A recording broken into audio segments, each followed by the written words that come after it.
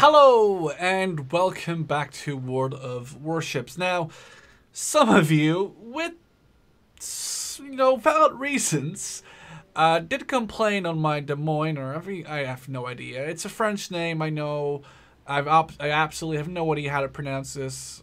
Whether I should pronounce this in the French way or the American way. I'm just gonna call it the Tier 10 American Cruiser, because I can't go wrong saying that, because that's what it is.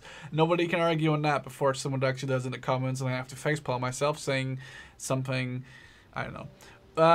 And yes, I played the ship when I was, well, still I'm a little bit of a noob, but I was a bigger noob, and I want to give it a retry. And I want to give it a retry by showing you, first of all the statistics behind the ship. You know, giving it a nice look around. Let me actually buy some premium so it actually looks better in a harbor as well. Hey, because, it's all about, aesthetics and, good looking stuff, right? So let me just buy that and let the premium port load in. Because it actually, makes it wetter. Look at this. Isn't this way more beautiful? Okay, so, as I was saying, we're going to go down top to bottom. At survivability, it rates a 68 with an HP or combat capability of way more than 50,000 points, 50,600 HP or health points or hit points, or whichever one you prefer. The armor, yeah, it's 152 millimeters, isn't too bad, but then again, I wouldn't really expect, you're gonna get shot at by Yamatos and stuff, so the armor doesn't really matter that much. We can look at the main batteries though. We got 3 triple barrel turrets, 203 millimeters, and there's 2 in the front and 1 all the way in the back. So you have decent frontal fire capabilities. You could lay down some fire while turning. But for example, a ship like the Fuso, let me go up and find it.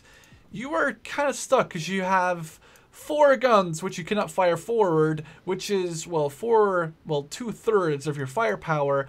Whereas in the Des Moines, the Tier 10 American Cruiser, you could fire 2/3 of your firepower frontally, which is, I think, probably the most important. And that's where you're going to be putting your ship. So I guess that's probably the most important stuff.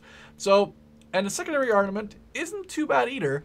We get 6 of these 127 millimeter guns, and I think these are the exact same guns to be found on the Atlanta. Let's take a look. I said exact same guns. I think even the model is the same. Let's take a look. 38 Mark 32, 38. Yeah, they're exactly the same guns. As of right now, these are not dual purpose yet. I think maybe they are in this ship on the Atlanta. They are certainly not. But you are going to be able to, and this is not confirmed, but neither denied, and it's proven by a lot of people that these were actually used as AA batteries as well. So who knows? But for now, they're just anti-ship batteries, if I can remember correctly. And you get 6 times 2, so you get 12 of those, or 12 barrels worth of those. So you get an interesting, a decently okay, especially against, rushing on destroyers and stuff, secondary battery. And now we're going over to the AA guns, which cruisers are, mostly known for. It's their AA capabilities. This has actually rates of 49 out of 100, which is not too bad. We get 12 single barrel 20 mils. We get 12 double barrel 76.2 millimeter AA guns, and those ones I was already talking about. These 127 millimeter guns that I'm not really sure if they're AA yet. I've not really paid attention to that. Maximum speed 33 knots. Yeah, it's okay. With our shift time, it's a big ass cruiser. It certainly feels like a battleship, and that's why I kind of play like a battleship in the first video, which I'm still kind of ashamed of, if I'm honest. And the surge detectability range, obviously, you can't really hide this ship. Air detectability, 10 kilometers. They're going to spot you before you can open up fire on them, sadly enough. So, yeah, there's no surprise AA attacks. But, it's not like this ship is not going to be able, they're going to be able to see this ship anyway. So yeah, I hope you guys enjoy. Make sure to comment a ship you'd like to see me play next in the comment section below, and there might comment that says ships here or something like that. And yeah, enjoy my second video of the Des Moines. Sorry, I meant Tier 10 American Cruiser, obviously. Alright guys, and we're going to start off the action immediately. I'm going to jump in here. We have just spawned and we're moving up to the north. I figured out that I will protect the carriers, and I was just in time because you can see the entire air flotilla of 1 dive bomber squad and 2 torpedo bomber squads coming in. We had 2 tier 8 carriers in our team, 2 Lexingtons. The enemy had a Lexington and an Essex. Now, an Essex versus a Lexington is kind of an unfair match, as you can see the carrier player saying in the chat right there. I am doing my best. I activate the AA ability. I've shot down 2. I'm aiming for more torpedo. I've shot down 2 bombers. I'm trying to shoot down the torpedo bombers because I know they're not going to even go for me. They're going to go for the carrier over there. I managed to knock another one down, so I've managed to shoot 4 planes down already. Now, it's going to depend. Oh, there's another one going down, so there's one less torpedo. And it's going to turn out to probably save the game, this action right here. Obviously, you know, the less torpedo planes, the less torpedoes they can launch at the carriers, which means the more chance he'll survive. In the meantime, I'm trying to go back into their path, so, you know, when they're flying back over me, I can shoot them down, which will then cost the enemy carrier you know, reserve planes, which if he runs out of reserve planes, he can no longer launch airplanes. There we go. I managed to shoot down 2 more torpedo bombers. Flak's going up. They're flying over the entire fleet. They're getting absolutely wrecked by AA. Are they going to get away? Oh, there's more ships to fly over though. They're almost out of range. Another one goes down. I didn't shoot him down, but he did die. There's 4 left in that platoon or in that squad. Trying to see if I'm in range of those ships. Not yet. It's only like a 15-16 kilometer range. And the last second I'm like, oh crap, I didn't notice that there was another wave coming in. But someone just sunk their Essex, which was an amazing feat. It was an amazing job. No idea how he managed to do that, but he probably also helped saving the game that way. The Lexington able to fire launches fighters against torpedo squadrons, killing one. I'm firing back at the torpedo planes behind us. I shoot one down, and now it's going to be praying for the Lexington. Cut for Lexington. Is he going to survive? Is he going to survive? He cannot. Oh, if he takes 1 or 2 more torpedoes, he's actually going to die. No, he's still alive. I actually already say sorry in the chat because I thought he was going to die. See if I'm in range, which is not the case. He barely makes it alive. The carrier is still in the fight. They're one carrier down. We still have our 2 Lexingtons, so we are in a very good position right now. Decide to move in. Almost rammed this Nagato here. Luckily, I managed to just steer clear of him. He's firing. I'm way out of range, but I do decide to pop in some shells sooner or later. You know, there's no shell number yet. I'm not sure that they're going to implement one, but there's no shell number yet. I'm trying to mark on the map where the most of them are, obviously, for the carrier. Now I decided to take a course up to Charlie. Going down Alpha or Bravo will be suicide. And here's the thing that I was actually very proud of. I saw the torpedoes incoming, but I did want to go over there. And people were telling me how bad I was at, you know, evading torpedoes and stuff. So you guys should be proud of me in like the next 2 seconds. I fire a volley at the Iwaki Alpha. He just starts making speed, so I miss him, and he just gets absolutely wrecked by a Magi, it looks like, or a Fuso. I'm not really. It might be. Actually, no. That's a Nagato. Sorry. There is a Nagato up there, Tier 7 Japanese battleship. I fire at him. I'm not really in range. I just take a random shot. The torpedo's coming in. This is what I'm very proud of. This feat. I was so proud of myself. I actually paid attention, listened to what you guys said, which was Sherman. Next time you get shot up by torpedoes, come on, what the fuck is a torpedo? Torpedoes, always turn into them, which is what I did, and going full speed and making sure that the torpedoes coming in from, I think the destroyer that was still alive there, making sure that those miss as well, being able to live on another day. Fighters ravaging through those torpedo bombers, trying to hit the Nagato over there, but still not having any luck. There's the torpedoes that are about to miss me. I actually managed to hit like a 162 damage roll on the Nagato. Like the guy wouldn't even notice. Here I'm like, oh, it's gonna be a great shot, and nope, there's the iceberg in the way. Moving up, there's a lot of torpedo planes coming in from our 2 carriers who now Don't really have to focus that much on the enemy Essex anymore since he's dead, and I don't know how this person managed to do it because he's amazing. And then they're able to just launch torpedo fighters or torpedo planes at the enemy battleships. Firing a volley at the Nagato. Not really sure that was going to hit. There's a Amagi Tier 8 Japanese battleship trying to line up a shot. Oh, are those going to hit? That was a full volley. I probably should have switched to HE here to make sure I would have set him on fire. That was a few hit him. Still did 1,000 damage. He won't really feel that when he has like 75 or something like that HP. Another volley going in. I actually switched to HE here for a change because I figured out that would probably be a better idea. An AP volley, is it gonna land? Switch back to AP.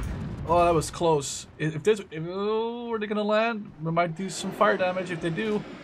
And those seem to go straight through his ship, which was kind of annoying. Moving up, trying to mark the map for the torpedo bombers because I know that the battleship over there is just absolutely gonna get slam jammed. I never thought that they would just go for that battleship over there, which I think is actually a Congo. I'm not sure. Maybe the Congo is already dead. Firing at his Amagi. Look at the minimap, trying to figure out my new coordinates because in these islands, one thing you don't want to do is get stuck on just ram one because you'll have some issues. Managed to do 7 hits, just spamming the fire button, trying to get behind the iceberg because there's incoming fire from the Amagi. Ooh, all of his shots missed. Now, there's a lot of units in front of me. When I say units, I mean enemy ships. My guns are turning. I'm trying to turn my ship right. I just marked him as a target for my secondary batteries. Managed to get 1 volley off. Is it gonna hit him? Ooh, barely scraped his aft deck. There's an Amagi back there and like almost no health, so I quickly load HE. I get 3 volleys in. It's gonna be. Is he gonna die? Is he gonna die from that volley? Oh. 400 damage, but he was probably like repairing a ship or something. He's not dead yet, and we just burned him down. Nice. It's pretty funny. This guy has no idea what's going on. Like, he's just sitting here like, crap, I'm dead. I kind of felt bad for this guy. Like, there was at least 3 other ships firing at him, but my reload speed is so fast. This guy's got like 4,000 damage right here. I learned just to load HE, and then the second I say that, I actually load AP because I'm smart. I do 4,000 damage. Yeah, I'm still trying to learn the game, especially HE, AP. Sometimes it seems like HE goes through ships where AP hits, or the other way around. It's still sometimes you can notice it's still a beta, but so far that was a great game. And I managed to still, I sunk the Amagi, which was on almost no health. I managed to shoot down 12 planes. People last time told me, Sherman, your point is to shoot down planes. And when I say that, I actually managed to shoot another one down, so we're on 13. I set that Amagi on fire, which eventually killed him.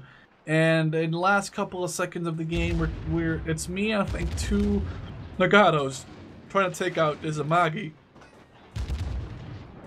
I'm just spraying him with like fire. Like, before my shells land on target, I'm actually able to put down more shots down range, get a couple of hits in, do 1,200 damage, 1,300 damage, and 1,800 damage, and that was game. Take a look at the damage done, because there's no replay system yet, so this is the way we had to do it. 100,000 credits, and 1,200 experience, and that was this okay experience done, and I managed to still do quite a lot of damage there. So yeah, let's go back and see the other game. Alright, so this is the second game. This is a way quicker game. This was a while ago, actually. And this was a funny game since it just shows how good a cruiser can be, especially the Des Moines with the 5.56 second reload speed. I'm just firing here, just trying to see the explosions, listening to the fire of the guns. Just trying to get like a feel for the reload speed. And I spot 2 cruisers going for Charlie right there on the map. You can see there they are. And I'm like, yeah, I should probably engage this. It's 2 Mogamis. The guys are actually, I think, working together in the platoon. So I decide, I was like, my initial thought was, well, hey, I can go to D and it's going to be clear. But I was like, no, actually, I'd like to see some action, especially after that Mogami actually opens fire on me. I'm like, hey, that's rude, sir. Firing back a barrage, not really, you know, trying to hit him, and that went all into the wall. We're moving up. I got my scout plane still flying. I think it was one of the only tier. I think it was actually the only tier 10 in this game. And in the end, I made the grave mistake, but you'll see it and you'll notice it the second I make that mistake. One thing I forgot about Japanese cruisers, because I've been playing a lot of American cruisers, and you might want to, you know, keep track of this when you're playing a game yourself. The Japanese cruisers get torpedoes, something the American cruisers don't, and it's actually pretty scary. They're pretty darn good, and you definitely do not want to get caught in a close range fight by a Japanese cruiser, which is exactly what happens in a few seconds. And it's not one, it's actually two Japanese cruisers up close. Now I'm firing at the first Mogami. I managed to get a Citadel hit, which does a lot of damage. I take like a third of his health off. I do 12,000 damage. Another Citadel hit, I do like another 9,000 damage. This guy's already cursing me because I'm able to keep the fire up. Japanese cruisers are okay torpedo-wise, but they don't have good reload speeds, and this guy is definitely feeling it. He's already down to 3,000 HP when he starts off at 40. Do another Citadel hit. Here's the other Mogami, his friend. He's gonna get right behind the iceberg, and here's where I should have realized what he was gonna do. The other guy launches torpedoes, and it's easy for me to get away from those. Do another Citadel hit on that guy, 14,000 plus damage. Here's what I should have realized, especially after those other torpedoes. It's like, oh crap, this guy actually has torpedoes.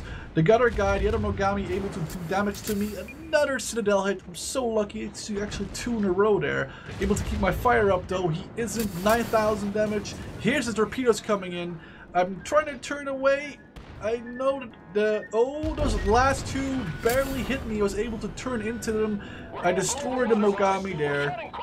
I know the other Mogami is still alive, but I was super lucky that those other two torpedoes just like must have scraped the ass of my ship. That was insanely lucky. Trying to hunt down the ship in front of me when the other Mogami pops out and like wants to take some revenge for me killing his friend. I, however, do manage to get a Citadel hit, do 4,000 plus damage, and destroy him with one shot. Now there's not much left of the enemy team. There's a New Orleans, a Pensacola, and a Nagato. And here's where I make a mistake. Instead of going around and trying to play this more defensively or even trying to capture, I decided maybe more in a, you know, usually I want to have action way. I decided to go out in front of these two guys. And this wasn't really a smart idea. The New Orleans is not in a good spot right now. The first shot barely misses. The second shot, actually mentioned capture Charlie. My second shot just lands behind him because he changed course, but now a full broadside. I decided to quickly map a course because I was afraid I was going to run into something and do some damage, like 2,000 damage. Now, that was the team speak, my bad. Another volley. I should have probably fired that differently, although it still got some nice damage. 8,000 damage, destroy or damage a gun. Another volley coming in. Oh, but the Nagato is now also turned. He's turning his guns. You can see them turning. I have to quickly take out this New Orleans. He is down to 20k. We have to hurry up. Is he gonna destroy me? I've only got 9,000 damage. He's down to 8,000 damage. Oh shit. This game is still not easy to play, especially as a especially being at the Des Moines or a cruiser in general. You don't really have any armor. It's hard to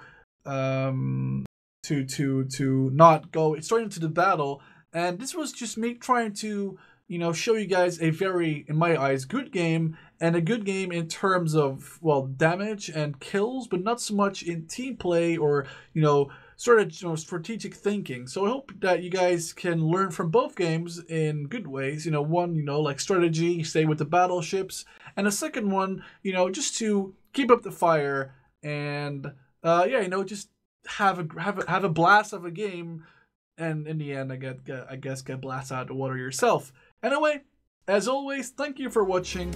I hope you enjoyed. Don't forget to stay awesome, and I'll see you in the next one. Ciao! this love that you never started. You once destroyed a broken heart that was already shattered. Holding on to what we have, you take us to the end.